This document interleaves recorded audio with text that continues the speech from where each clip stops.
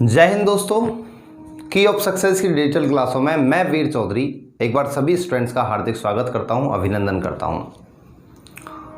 Students, पिछली जो class थी हमारी वो प्लेन मिरर को लेकर हुई थी। हमारा जो चैप्टर चल रहा है वो ऑप्टिक्स वाला चल रहा है, प्रकाशिकी चल रहा है, जिसमें पिछली क्लास में हम प्लेन मिरर मतलब समतल दर्पण को कंप्लीट कर चुके थे। प्लेन मिरर से पिछले 15 से 20 साल के एग्जाम में तकरीबन 12 से 14 पॉइंट्स ऐसे हैं जिनसे क्वेश्चंस हमें रिपीट होकर पूछे गए। उन सारे क्वेश्चंस के बारे में मैं आपसे बात कर चुका हूं।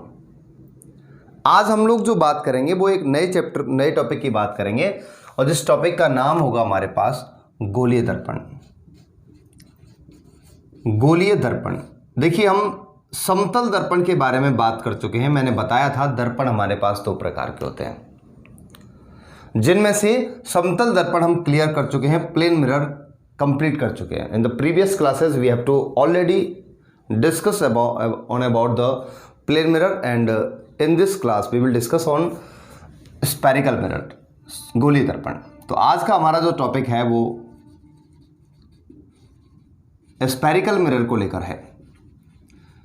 तो एक बार सभी स्टूडेंट्स स्फेरिकल मिरर के बारे में सुनेंगे पूरा प्रॉपर कि क्या होता है स्फेरिकल मिरर, क्या किस टाइप से क्वेश्चंस यहाँ से बनते हैं। सारा डाटा क्लियर हो जाएगा। अगले बस 20 मिनट तक आपको शांति से सुनना है।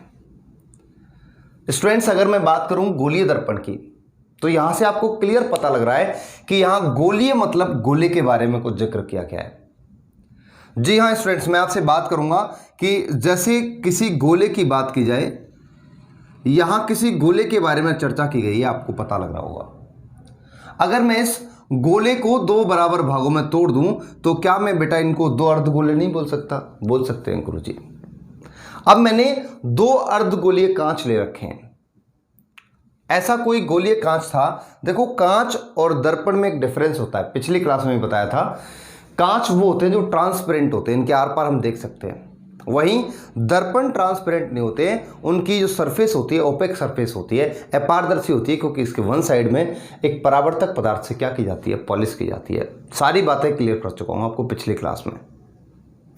तो अगर मैंने दो अर्धगोले लिए, अगर इनमें से मुझे गोलीय दर्पण बनाना है तो कम से कम एक भाग पर मुझे पॉलिश करनी पड़ेगी। जैसे मान के चलो एक टुकड़ा तो ये बना है, एक टुकड़ा ये बना है।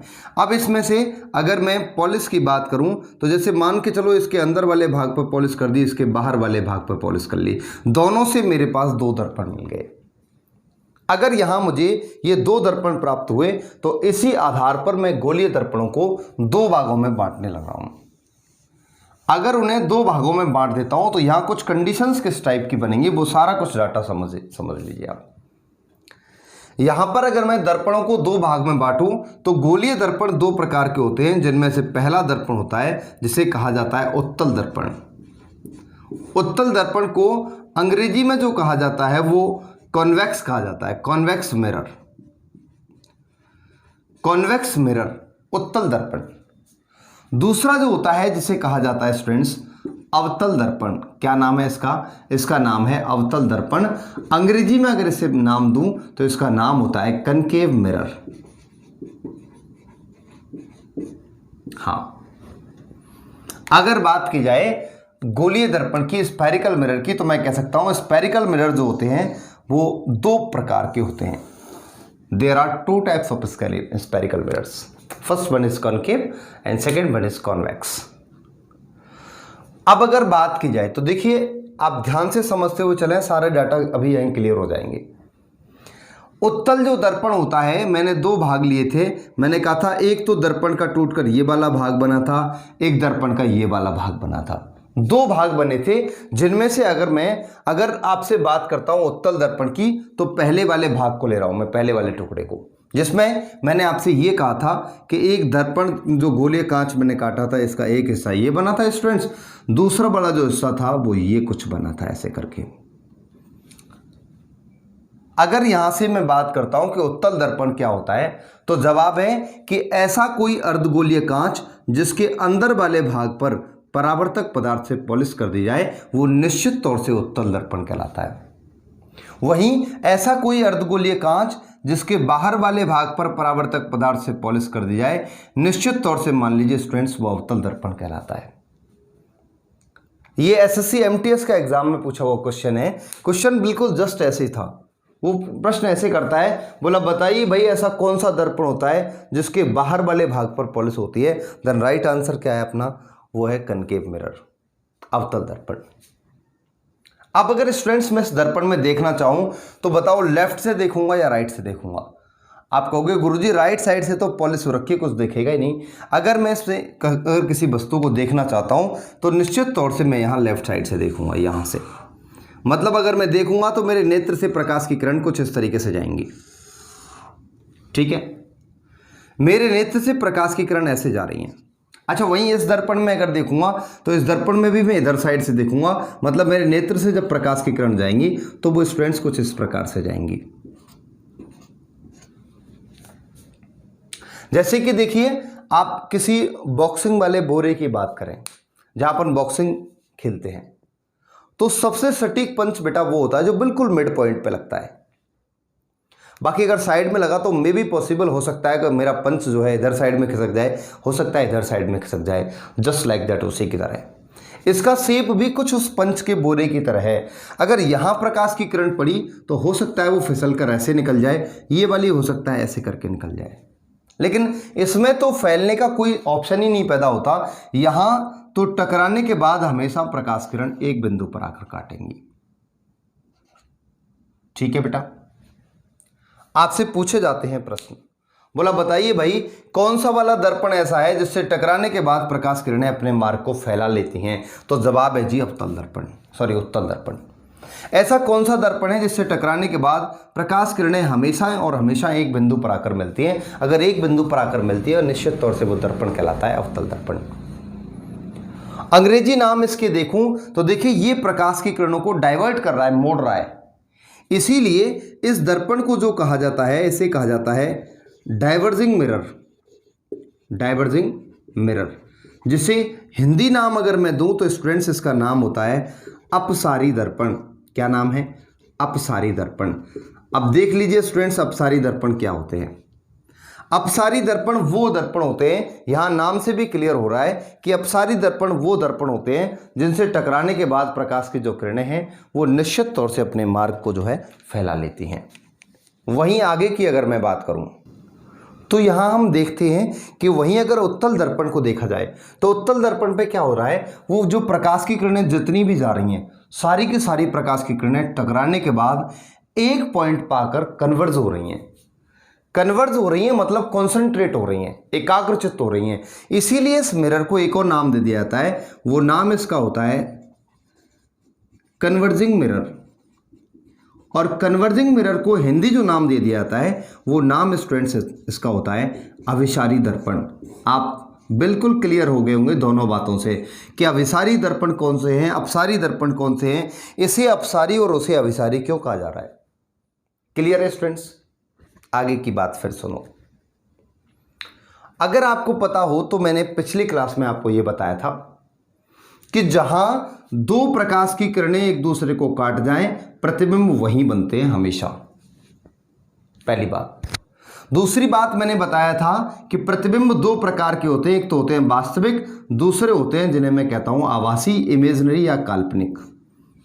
वास्तविक प्रतिबिंब वे प्रतिबिंब होते हैं जिन्हें मैं किसी पर्दे पर व्यक्त कर सकता हूं। इसका मतलब जिन प्रतिबिंबों को बनाने में प्रकाश की किरणें काटती हुई तुम्हें स्पष्ट दिख जाएं वो निश्चित तौर से वास्तविक हैं। जिनमें काटती हुई प्रकाश की किरणें न दिखें, जिनके लिए हमें कल्पना करनी पड़े, कुछ सोचना पड़े, वो निश्चित तौर से आभासी प्रतिबिंब कहलाते हैं। अब यहां देखकर बताओ कौन से वाले दर्पण में प्रकाश की किरण काटती दिख रही हैं। तो आप कहोगे गुरुजी निश्चित तौर से ये प्रकाश की किरणें अवतल वाले में काटती हुई दिख रही हैं, इसलिए अवतल दर्पण पर जो प्रतिबिंब बनेंगे वो प्रतिबिंब निश्चित तौर से कैसे होंगे, तो ये प्रतिबिंब रियल होंगे, मतलब वास्तविक होंगे, वास्तविक। लेकिन यहां प्रकाश की किरणें काट नहीं रही हैं। अब आप ये सोचो कि साहब अगर काट नहीं रही है तो प्रतिबिंब बनेगा नहीं, क्योंकि गुरुजी ने तो ये बताया था कि यहां प्रकाश की किरणें काटें वहीं प्रतिबिंब बनेगा। यहां तो काट ही नहीं, प्रतिबिंब नहीं बनेगा। लेकिन नहीं बेटा, अब इसके लिए अपन क्या करते हैं, इमेज करते हैं, फिर कल्पना करते हैं। अपन ये सोचते हैं कि ये प्रकाश की किरणें कभी ऐसे करके लौटी भी होंगी और इन्होंने यहां पर आकर एक दूसरे को काटा भी होगा। अगर काटा होगा तो हमें क्या करनी पड़ रही है, इमेज करनी पड़ रही है। इसलिए यहाँ जो प्रतिबिंब बनेंगे वो निश्चित तौर से कैसे बनेंगे, वो निश्चित तौर से आभासी बनेंगे। जो आभासी प्रतिबिंब होते हैं वो हमेशा और हमेशा सीधे होते हैं, जो प्रतिबिंब वास्तविक होते हैं वो हमेशा उल्टे होते हैं। ये कैसे होता है, इस बात को थोड़े समय के लिए होल्ड रखना दिमाग में, मैं क्लियर कर दूंगा सारा का सारा। आपको समझ आ गया होगा कि कौन से पर आभासी बन रहे हैं, कौन से पर सीधे बन रहे हैं, कौन से पर उल्टे और कौन से पर वास्तविक बन रहे हैं। आप यहां तक डाउट अगर क्लियर हो तो मैं आगे चलता हूं। अगला पॉइंट अगर मैं देखूं तो देखिए, ध्यान से देखना, ये वो दर्पण है जो छोटा सा है लेकिन कितने बड़े क्षेत्र को दिखा रहा है। आप देखिए, ये प्रकाश की किरण आगे बढ़ती ऐसे चली जाती, ये आगे बढ़ती ऐसे चली जाती। छोटा सा दर्पण लेकिन यहां से यहां तक के कितने बड़े क्षेत्र को दिखा रहा है। आप ये सोचिए कि आपके पास छोटा सा फोटो है, पासपोर्ट साइज, हजारों की भीड़ को दिखा रहा है। मैं आपसे प्रश्न करूं, बोला बताओ जो व्यक्ति उसमें दिखेंगे उन सबके प्रतिबिंब कैसे कैसे दिखाई देंगे। आप डेफिनेटली कह दोगे गुरुजी सबके प्रतिबिंब बिल्कुल छोटे छोटे दिखाई देंगे। क्यों? क्योंकि यहां पे आप देख रहे हैं कि दर्पण तो है छोटा सा, दिखा रहा है बहुत बड़े क्षेत्र को। छोटे से दर्पण में बहुत बड़ा क्षेत्र दिखे तो निश्चित तौर से आप ये कह सकते हैं कि यहाँ प्रतिबिंब का जो आकार बनेगा, प्रतिबिंब का जो साइज बनेगा वो निश्चित तौर से कैसा बनेगा, वो निश्चित तौर से छोटा बनेगा। वहीं अगर इस दर्पण की बात करें तो देखो, इतना बड़ा दर्पण लेकिन दिखा रहा है सिर्फ इतने से पॉइंट को, जूम करके दिखाएगा। मैं कह सकता हूं यहां जो प्रतिबिंब का आकार होगा, यहां प्रतिबिंब का आकार निश्चित तौर से वस्तु के आकार से कैसा होगा, वो बड़ा दिखाई देगा। आगे कंफ्यूज होने का तो बिल्कुल भी सवाल पैदा नहीं होता। आगे से आपको पूछा जाए, बोला भाई ऐसा कोई दर्पण है जो किसी व्यक्ति या वस्तु के आकार को बड़ा करके दिखा रहा है, कौन सा दर्पण होगा? तुरंत जवाब लगा देना, अवतल दर्पण होगा। सेविंग दर्पण, जिस पे अपन सेविंग वगैरह बनाते हैं, वो दर्पण हमें थोड़ा सा बड़ा करके दिखाता है। जिम वाले दर्पण में आपकी हालत चाहे कैसी भी है, आप जिम वाले दर्पण में खुद खड़े हो जाइए, आपका आकार बहुत एक्सपेंड होता हुआ दिखेगा। जो आकार को बड़ा करता है स्टूडेंट्स, वो निश्चित तौर से अवतल दर्पण कहलाता है। ये क्या कर रहा है? आकार को छोटा कर रहा है, छोटा कर रहा है। ये दर्पण है आपका उत्तल दर्पण। यहां तक की बातें क्लियर है मेरी? चलिए आगे की बात और करता हूं। आगे की बात इनके कुछ यूज से और करता हूं, इनके क्या क्या यूज है। तो स्टूडेंट्स आप ध्यान दीजिए, छोटा सा दर्पण बहुत बड़े क्षेत्र को दिखाता है, इसीलिए इसका प्रयोग वाहनों की पश्चदीप्ति में करते हैं। किसमें? वाहनों की पश्चदीप्ति। पश्चदीप्ति का मतलब होता है साइड मिरर के तौर पर, पीछे वाली चीज को दिखाने का वाला जो दर्पण वाहनों में लगा होता है, निश्चित तौर से उस दर्पण को पश्चदीप्ति वाला दर्पण कहता हूं, मतलब पीछे वाली वस्तु को दिखाने वाला दर्पण। आपने कभी देखा होगा एटीएम जो मशीन होती है, ऑटोमेटिक टेलर मशीन, उस मशीन की जो डिस्प्ले होती है, जैसे मैं बात करूं, अगर आप एटीएम वाली मशीन की बात करें तो उसका जो डिस्प्ले साइज होता है कुछ इस तरीके से, यहाँ डिस्प्ले होती है, यहाँ नीचे कुछ कीबोर्ड्स वगैरह होते हैं, यहाँ ऊपर एक गोल गोल सा दर्पण लगा होता है, छोटा सा दर्पण होता है, लेकिन आपको पूरी शक्ल को दिखा देगा। आपके साथ एक दो व्यक्ति भी और खड़ा हुआ है, निश्चित तौर से उसे दिखा देगा। तो छोटा दर्पण बना काम तो भैया एटीएम में कह सकता हूं। इसका प्रयोग और भी मैं बोल सकता हूं, इसका प्रयोग मेट्रो स्टेशन पर किया जाता है। मेट्रो स्टेशन पे भी जो दर्पण लगे होते हैं सारे के सारे उत्तल होते हैं।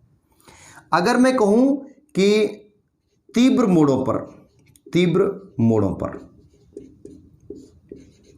रोड पर जो शार्प टर्न होते हैं, तीव्र मोड़ से मेरा मतलब है, सपोज कीजिए कोई हाईवे जा रहा है, यहां से कोई लिंक रोड छट रहा है, तो हम अब सीधे जा रहे हैं, हमें पता नहीं लग रहा है कि साइड से कोई या इस लिंक रोड से कोई वाहन चढ़ तो नहीं रहा, तो इस चीज़ का अंदाज़ा लगाने के लिए वहाँ कोने पर लगे होते हैं। आपने कभी अगर माउंट आबू वगैरह गए हों तो वहाँ आबू रोड जो बने हुए हैं वो इस तरीके से चक्करदार, वहाँ हर कोने पे आपको ये वाला दर्पण खड़ा हुआ मिल जाएगा, जो कि सामने से आने वाले वाहन की स्थिति को अलोकेट करता है, बताता है कि भाई सामने से कोई वाहन आ रहा है, आप अपनी स्पीड को जो है कम कर लें। क्लियर है स्टूडेंट्स? आप ये भी कह सकते हैं, किसी भी शोरूम की बात करें, शोरूम का जो मालिक होता है, वो शोरूम का मालिक अपने पास इसी दर्पण को रखता है, छोटे वाले को, ताकि छोटे से दर्पण में पूरे के पूरे शोरूम का वो जायजा ले सके। वहीं अगर इस दर्पण की बात करूं, इस दर्पण के यूज बिल्कुल सिंपल हैं। आपसे ये कहे कि भाई जो सेविंग वाला मिरर होता है वो सेविंग दर्पण किसका बना होता है? तो सेविंग दर्पण अवतल होता है। चिकित्सा में जो डेंटिस्ट वगैरह इसका यूज करते हैं वो निश्चित तौर से कौन से दर्पण का करते हैं? वो चिकित्सा में जो दर्पण यूज लिए जाते हैं निश्चित तौर से अवतल दर्पण होते हैं। सेविंग मिरर भी यही है, चिकित्सा में भी इसी दर्पण का यूज लेते हैं। आपसे कहूं तो मैं वाहनों की अग्रदीप्ति में भी इसका प्रयोग करते हैं। वाहनों की अग्रदीप्ति, अग्रदीप्ति का मतलब है मेरा जो हेडलाइट्स होती हैं उसमें, वाहनों की अग्रदीप्ति में। अब आप ये कहोगे गुरुजी हेडलाइट में अगर यूज कर लिया तो कुछ दिखेगा ही नहीं, लाइट तो जाएगी नहीं पार। बेटा हेडलाइट जो होती हैं वाहनों की वो कुछ इस तरीके से होती हैं, अगर आपने देखे हो तो हेडलाइट्स ऐसे करके, यहाँ जो कांच लगा होता है ट्रांसपेरेंट कांच होता है जो तो प्रकाश की किरण को फेंकता है, यहाँ इसका एक बल्ब लगा होता है। इस बल्ब में कम से कम 2 पॉइंट होते हैं, आपने देखा होगा यहाँ भी एक छोटा सा बल्ब लगा होता है। स्टूडेंट्स यहाँ जो चिकना वाला ये जो भाग है ना, जो चांदी की तरह चमकता है, निश्चित तौर से वो दर्पण कौन सा है? अवतल दर्पण है। जैसे ये प्रकाश के तीनों पॉइंट्स जलते हैं, 2 पॉइंट तो ये, तीसरा छोटा वाला पॉइंट, जैसे ये तीनों पॉइंट्स जलते हैं, आप जानते हैं कि अवतल दर्पण की खास बात यह है कि इस पर जैसे ही प्रकाश पड़ेगा ये पूरे को फोकस करके एक पॉइंट पे डालेगा। वैसे ही यहां प्रकाश का किरण पड़ती एक बिंदु पर कॉन्सेंट्रेट होती है जिससे बनती है हमारी डिपर। अच्छा, वाहन में लाइट 2 प्रकार की होती है। एक नॉर्मल लाइट जो कि आपने देखा होगा सिमट कर चलती है, फैल कर चलती है, नॉर्मल लाइट ज्यादा दूर तक नहीं दिखाती, लेकिन एक होती है स्टूडेंट्स डिपर वाली लाइट। डिपर वाली लाइट क्या होती है? सिमट कर चलती है, बहुत दूर तक दिखाती है। वो जो डिपर वाली लाइट बनने का श्रेय दिया जाता है ना, वो निश्चित तौर से कौन से दर्पण के लिए दिया जाता है? वो अवतल दर्पण के लिए दिया जाता है। एक बार फिर सुन लीजिए, ऐसा अर्धगोलीय कांच जो कि अंदर की साइड से पॉलिश हो उत्तल, बाहर की साइड से पॉलिश हो अवतल। कन्वर्जिंग मिरर क्यों कहा जाता है? क्योंकि प्रकाश की किरणों को एक पॉइंट पर कन्वर्ज कर रहा है। वास्तविक क्यों बन रहे हैं प्रतिबिंब को? कि यहाँ प्रकाश की किरण काटती हुई दिख रही है मुझे, यहाँ नहीं दिख रही है, इसलिए यहाँ आभासी हैं। बड़ा छोटा साइज आपने कंफर्म कर लिया, इसके यूजेस को भी आपने कंफर्म कर लिया। ऐसी उम्मीद कर रहा हूँ स्टूडेंट्स यहाँ तक की बातें आपको समझ आ गई होंगी। अब आपसे उत्तल दर्पण या अवतल दर्पण से कैसा भी प्रश्न अगर एग्जाम में आ रहा है, आप निश्चित तौर से, मैं ऐसी उम्मीद कर रहा हूँ कि आप दावे के साथ क्वेश्चंस के जो है जवाब दे पाओगे।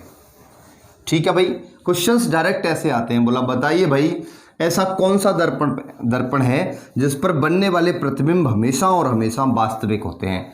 तो जवाब है जी, वास्तविक वही बनाएगा जिस पर प्रकाश की किरण काटती हुई दिखेंगी। और काटती हुई कौन से दर्पण पर दिखती हैं? इसका करेक्ट आंसर है अवतल पर। क्यों? क्योंकि अवतल दर्पण की खास बात ये होती है कि ये प्रकाश की किरणों को एक पॉइंट पर कन्वर्ज करता है, इसीलिए इसे कन्वर्जिंग मिरर या फिर एक और नाम दे दिया जाता है, जो नाम इसका होता है अभिसारी दर्पण। यहां तक की बात क्लियर है आपकी। यहां से आगे की बात करता हूं स्टूडेंट्स, ध्यान दीजिए। अभी आपके सामने मैंने मिरर बनाया था, मुझे बताइए ये वाला मिरर है कौन सा? आप तुरंत कहेंगे साहब पॉलिश तो करो। बोले बेटा ये लो पॉलिश कर दी मैंने। अब अगर बाहर वाले भाग पर पॉलिश हो रही है तो डेफिनेटली गुरुजी ये जो पॉइंट्स, ये जो दर्पण होगा वो निश्चित तौर से अवतल होगा। अच्छा बेटा एक बात बताओ, अभी जस्ट आपके सामने मैंने कहा था गोलीय दर्पण है, मतलब गोले में से काट के इसे बनाया था। अगर मैंने इसे गोले में से काट के बनाया था तो इसका मतलब कभी ना कभी तो ये क्या रहा था? एक गोला रहा था। जाहिर सी बात है बेटा, अगर ये गोला रहा है तो निश्चित तौर से इस गोले का कहीं ना कहीं केंद्र भी होगा। हाँ बेटा केंद्र होता है इसका, जिसे सेंटर सी से व्यक्त करते हैं। इस सेंटर सी को जो नाम दे दिया जाता है वो नाम इसका दे दिया जाता है वक्रता केंद्र। सेंटर ऑफ कर्वेचर क्या है? परिभाषा क्या है वक्रता केंद्र की? आप जवाब देंगे कि साहब गोलीय दर्पण जो है वो एक गोले का भाग होता है और गोले का जो केंद्र होता है वो दर्पण के लिए वक्रता केंद्र कहलाता है। दूसरा पॉइंट, ये जो परावर्तक सतह दिख रही है आपको, इसके ठीक बीच में यहां जो स्थित बिंदु है, इस बिंदु को मैं नाम देता हूं ध्रुव। ध्रुव को अंग्रेजी में पोल कहते हैं। पोल मतलब पी से रिप्रेजेंट किया जाता है। ठीक है, ध्रुव और वक्रता केंद्र की क्या परिभाषा होगी कि भाई गोले का जो केंद्र है वो वक्रता केंद्र कहला रहा है, गोले की परावर्तक सतह पर स्थित बिंदु ध्रुव कहला रहा है। आप जानते हैं किसी भी वृत्त में उसके केंद्र को परिधि से मिलाने वाली ये वाली जो रेखा होती है वो त्रिज्या कहलाती है। वैसे ही यहां पर वक्रता केंद्र और ध्रुव दोनों को मिलाने वाली ये वाली जो रेखा होती है यहां से यहां तक की, ये स्मॉल r से व्यक्त करता हूं इसे, इसका नाम क्या होता है? इसका नाम होता है वक्रता त्रिज्या, रेडियस ऑफ कर्वेचर, व्यक्त छोटी वाली r से। अच्छा, फिजिक्स में इन चीजों का बहुत रोल है।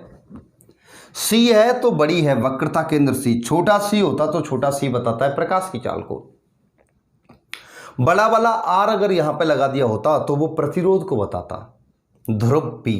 ठीक है, आगे मैं बात करूंगा c और p दोनों के ठीक बीच में स्थित बिंदु जो होता है वो कैपिटल F होता है, जिस कैपिटल F को मैं नाम देता हूं मुख्य फोकस। मेन जो फोकल होता है वो क्या होता है? वक्रता केंद्र और ध्रुव दोनों के बीच में स्थित बिंदु। आप ऐसे भी बोल सकते हैं, इसे कैसे? जैसे अभी मैंने आपको बताया था, अवतल दर्पण जब बनाया था तो प्रकाश की किरणें ऐसे जा रही थी। अच्छा, ये पॉलिश थी, ये जाने के बाद एक बिंदु से होकर गुजर रही थी हमेशा। तो आप ये भी कह सकते हैं कि अगर कोई प्रकाश की किरण इस मुख्य अक्ष के समांतर आ रही है तो दर्पण से टकराने के बाद हमेशा वो जिस बिंदु से होकर गुजरेगी वो बिंदु निश्चित तौर से क्या कहलाएगा? वो स्टूडेंट्स हमारा मुख्य फोकस कहलाएगा। अगर ऐसे प्रकाश की किरणें आ रही हैं तो ऐसे आ रही हैं, मतलब ये वाली भी एक रेखा होती है जिसको मैं नाम देता हूं मुख्य अक्ष, प्रिंसिपल एक्सिस। मुख्य अक्ष वाला प्रश्न पूछा है, बोला बताओ मुख्य अक्ष क्या होता है? जवाब है अनंत से आने वाली ऐसी कोई काल्पनिक रेखा, इमेजिनरी लाइन, जो कि वक्रता केंद्र, मुख्य फोकस और ध्रुव से होकर गुजरे, निश्चित तौर से वो मुख्य अक्ष कहलाती है, प्रिंसिपल एक्सिस कहलाती है। ठीक है स्टूडेंट्स, ये कैसी लाइन होती है? एक इमेजिनरी लाइन होती है, काल्पनिक रेखा होती है, और मुख्य अक्ष के समांतर जो भी प्रकाश की किरणें जाती हैं वो निश्चित तौर से दर्पण से टकराने के बाद हमेशा और हमेशा मुख्य फोकस पर आकर काटती हैं। क्लियर है स्टूडेंट्स? यहां तक की बात जानने के बाद आगे की बात करते हैं। इसके बाद एक क्वेश्चन और हमें पूछा जाता है, एक चीज और याद रखिए, दर्पण है तो प्रतिबिंब भी बनेंगे निश्चित तौर से। कोई सी भी दूरी आपको कैलकुलेट करने के लिए कही जाए स्टूडेंट्स, हमेशा याद रखना सारी की सारी दूरियां ध्रुव से नापी जाती हैं। प्रश्न पूछा जा चुका है कि किसी भी दर्पण में जो दूरी मापी जाती है वो निश्चित तौर से कहां से मापी जाती है? ध्रुव से मापी जाती है।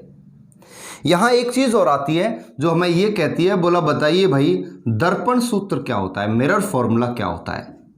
तो स्टूडेंट्स जो दर्पण सूत्र होता है वो ये होता है 1/f बराबर 1/v प्लस 1/u। यहां अगर मैं बात करूं तो f बराबर क्या है? f बराबर होती है फोकल लेंथ, मतलब फोकस दूरी। u बराबर जो होती है, u बराबर होती है बिंब दूरी। v बराबर जो होती है वो होती है प्रतिबिंब दूरी। समझिए इस बात को। सपोज कीजिए ये दर्पण है मेरे सामने, मैं इस दर्पण से जितनी दूर खड़ा हूं, मैं रियल हूं, मैं बिंब हूं, मेरे और दर्पण के बीच की दूरी जो होगी वो तो होती है बिंब दूरी। इस दर्पण के अंदर कितना भीतर जाके मेरा प्रतिबिंब बनेगा वो होती है प्रतिबिंब दूरी। तो बिंब दूरी, प्रतिबिंब दूरी तीनों क्लियर होंगी, आपकी फोकस दूरी भी क्लियर होगी। यहां आपसे दो प्रकार के क्वेश्चंस पूछे जाते हैं। एक तो वो ये कह सकता है, बोला बताइए भाई निम्न में से दर्पण सूत्र कौन सा है? आपको 4 ऑप्शन दे देता है, A, B, C और D।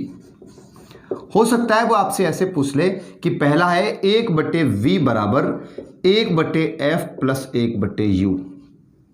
दूसरा प्रश्न आपसे ऐसे कर दे 1/u बराबर 1/f प्लस 1/v, या वो आपसे ऐसे कर दे 1/f बराबर 1/u प्लस 1/v, या कह दे इनमें से कोई नहीं। पहले प्रश्न का तरीका यही होता है जो हमें अक्सर जीडी कांस्टेबल वगैरह में या फिर एक कांस्टेबल लेवल के एग्जाम में पूछा जाता है। ये पूरा खेल पक्षांतरण का है। अब जो स्टूडेंट्स पक्षांतरण करना बहुत अच्छे ढंग से जानते हैं वो आराम से बता सकते हैं। देखो अगर मैं 1/v की वैल्यू निकालूं तो 1/v की वैल्यू क्या निकलेगी? 1/v को तो एज इट इज रख दो, 1/f तो बराबर के उधर है ये, रख दो 1/f को। जैसे ही u को मैं उधर ले जाऊंगा निश्चित तौर से माइनस का 1/u हो जाएगा। ये इसको सेटिस्फाई कर रहा है क्या? नहीं कर रहा, तो ये गलत हो गया ऑप्शन। u की वैल्यू निकालो आप, u को इधर छोड़ दो, v को जैसे उधर ले जाओगे 1/f तो पहले से आइए, माइनस का 1/u उधर पहुंच जाएगा, सॉरी v। मुझे 1/u की वैल्यू निकालनी है, तो 1/u को तो यूं का त्यों रहने दो, बराबर लगा दो, 1/v को इधर पहुंचा दो, तो ये हो जाएगा माइनस का 1/v। तो ऐसा है कहीं? नहीं है।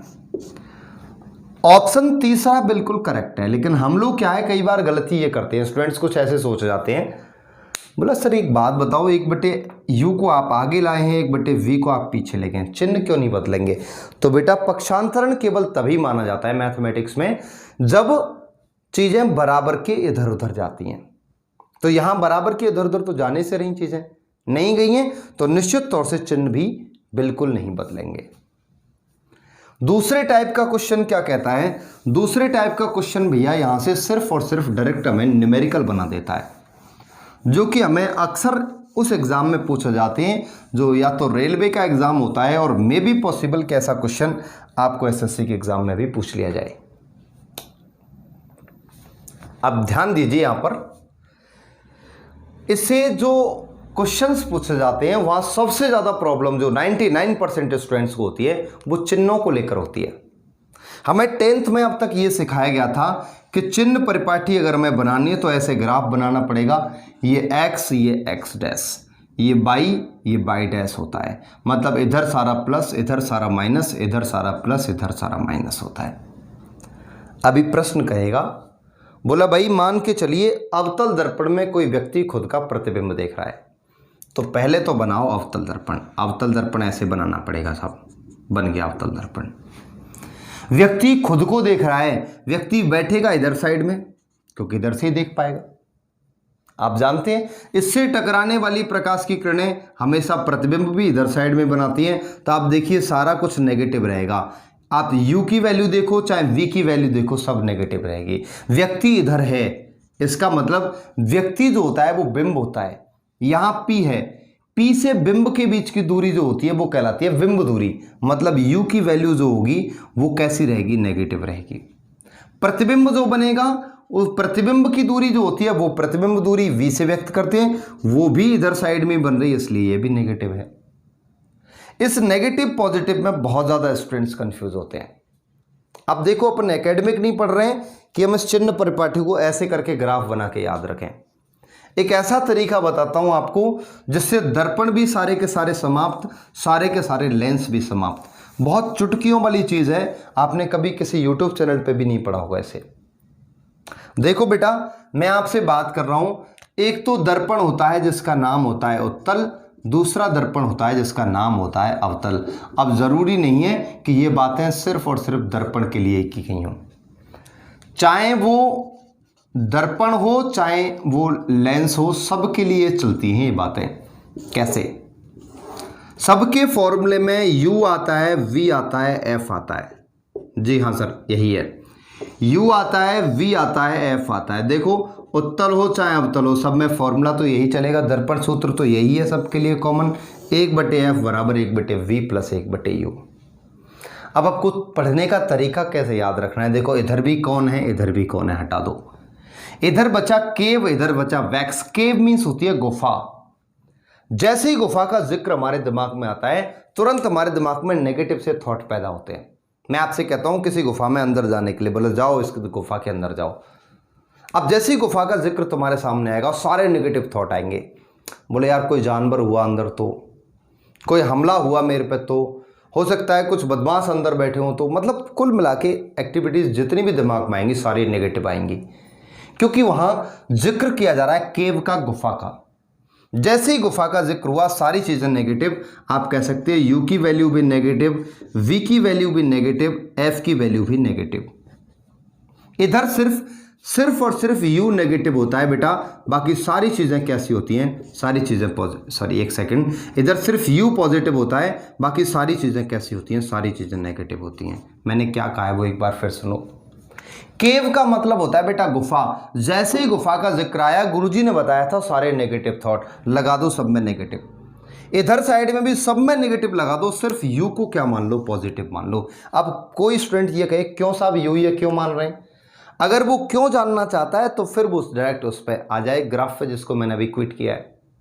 क्योंकि ग्राफ नहीं पढ़ना अपन को भैया, पीएचडी नहीं करनी, हमें क्या करना है, हमें एग्जाम क्रैक करना है। एग्जाम क्रैक करने के लिए हमारे पास फंडों का होना जरूरी है, फंडामेंटल्स हमारे पास, ये जो ट्रिक्स है ना, ये जो तरीके हैं, इनका होना हमारे लिए बहुत ज़रूरी है। हमें कोई ऐसा नहीं है कि ऑब्जेक्टिव टाइप क्वेश्चन हमें दिए हुए हैं कंपटीशन ने, कंपटीशन हमेशा ऑब्जेक्टिव टाइप ही देता है, वो सब्जेक्टिव पेपर नहीं लेता, मतलब थ्योरेटिकल पेपर नहीं लेता, ठीक है ना। अभी जैसे प्रश्न कैसे आता है, एग्जाम्पल के तौर पे मान के चलिए, प्रश्न कहेगा, मान के चलिए आप किसी ऑटोमोबाइल में बैठे हुए हैं, अब इतना भी घुमाएगा वो आपको। अब ऑटोमोबाइल का मतलब तुरंत आते ही आपके दिमाग में आएगा, ऑटोमोबाइल का मतलब है कोई भी स्वचालित वाहन। अब चाहे वो कोई सा भी वाहन हो सकता है, वाहनों में जब शीशे लगाए जाते हैं उसमें साइड मिरर ही होते हैं हमेशा, और साइड मिरर जो होते हैं वो उत्तल दर्पण होते हैं। तो जाहिर सी बात है, जैसे ही आपसे कहा उसने कि आप ऑटोमोबाइल के अंदर हैं, इसका मतलब निश्चित तौर से है वहां दर्पण कौन सा है, उत्तल दर्पण। आपसे वो ये कहता आप किसी नाई की दुकान में बैठे हैं, आप किसी बार्बर की दुकान में बैठे हैं, तुरंत आपके ध्यान में आता है कि शेविंग दर्पण होगा उसके पास, और शेविंग जो दर्पण होते हैं वो अवतल होते हैं। वो ये कहता है, बोला इस दर्पण की फोकस दूरी जो है वो 40 सेंटीमीटर है, मान लीजिए इस दर्पण से मान के चलिए 20 सेंटीमीटर दूर पर खड़ा होकर कोई व्यक्ति खुद को देख रहा है, कोई व्यक्ति 20 सेंटीमीटर दूरी पर खड़ा होकर खुद को देख रहा है, उस दर्पण की फोकस दूरी 40 सेंटीमीटर है। बोला बताइए भाई यहां पर जो प्रतिबिंब बनेगा वो उसकी दूरी कितनी होगी। अब जवाब है जी उत्तल दर्पण है। उत्तल जो होता है वो वैक्स होता है, केव वाले सारे नेगेटिव होते हैं, वैक्स में सिर्फ U पॉजिटिव बाकी सब नेगेटिव। देखो साहब F की वैल्यू दे रखी है, F नेगेटिव होता है, F नेगेटिव रख दो। U जो है वो पॉजिटिव होता है, U को पॉजिटिव रख दो। फॉर्मूला देखो, फॉर्मूला होता है 1/F बराबर 1/V plus 1/U। Value निकलवाइए 1/V की। आप अगर 1/V को यों का त्यों रहने दें, बराबर यों का त्यों, 1/F यों का त्यों। मुझे 1/V की वैल्यू निकालनी है तो 1/U को जैसे ही इधर भेजूंगा माइनस का 1/U हो जाएगा। बात क्लियर है। फॉर्मूला मेरे पास बन के आ गया 1/V बराबर 1/F माइनस 1/U। रखो वैल्यू 1/V बराबर 1/F की जगह पे वैल्यू रखो माइनस का 40 रख दिया, ये भी माइनस, और 1/U की जगह पे वैल्यू रखो 20। एलसीएम निकालो 40 आ गया, 40 एकम 40, यहां देखें तो माइनस का 1 माइनस 20 दूने 40 माइनस का 2। आप जानते हैं कि 1/V बराबर अगर मैं चलता हूं, माइनस का 1 और माइनस के 2 जो होंगे वो निश्चित तौर से माइनस के 3 हो जाएंगे बटे 40। ये वैल्यू काय की है, तो ये वैल्यू हमारे पास जो निकली है वो 1/V की वैल्यू है। हमें अगर V की वैल्यू निकलवाए तो क्या करेंगे, माइनस का 40/3, या तो ये वैल्यू रख देगा या फिर वो आंसर में कैसे करेगा, भाग दे देगा। 3 एकम 3, 3 तिहाई के 9, फिर 3 तिहाई के 9, एक वो 13.3 क्या आ जाएगा सेंटीमीटर, इसका राइट आंसर आ जाएगा। न्यूमेरिकल अगर हमें पूछता है तो स्टूडेंट्स इसी आधार पे पूछेगा, हमें सिर्फ और सिर्फ ध्यान देना है, तो वो चिन्ह परिपाटी पे याद रखना है। उम्मीद कर रहा हूं मेरी क्लास आपको समझ आई होगी। स्टूडेंट्स इन क्लासों को बहुत अच्छे ढंग से अगर आप आगे बढ़ाना चाहते हैं, जैसे कि आप ये भी चाहते हैं कि हम बहुत जल्दी एक प्रैक्टिस वाला बैच लेके आएँ, तो उसके लिए सबसे पहला स्टेप हमें ये पार करना होगा कि हमें YouTube पर लाइव आने के एलिजिबल होना पड़ेगा। उसके लिए कम से कम 1000 हमें जो है सब्सक्राइबर्स चाहिए, और तकरीबन 4000 घंटे का हमें वीडियो वॉचिंग टाइम चाहिए। तो आप ज़्यादा से ज़्यादा चैनल को सब्सक्राइब करें, वीडियो वॉचिंग टाइम को बढ़ाएं, वो सिर्फ तब बढ़ सकता है जब आप वीडियो को पूरा कंप्लीट देखेंगे। ओके स्टूडेंट्स, तो मिलते हैं अगली क्लास में, तब तक के लिए बने रहिए आप की अप सक्सेस के साथ। Bye bye, thank you, take care, जय हिंद।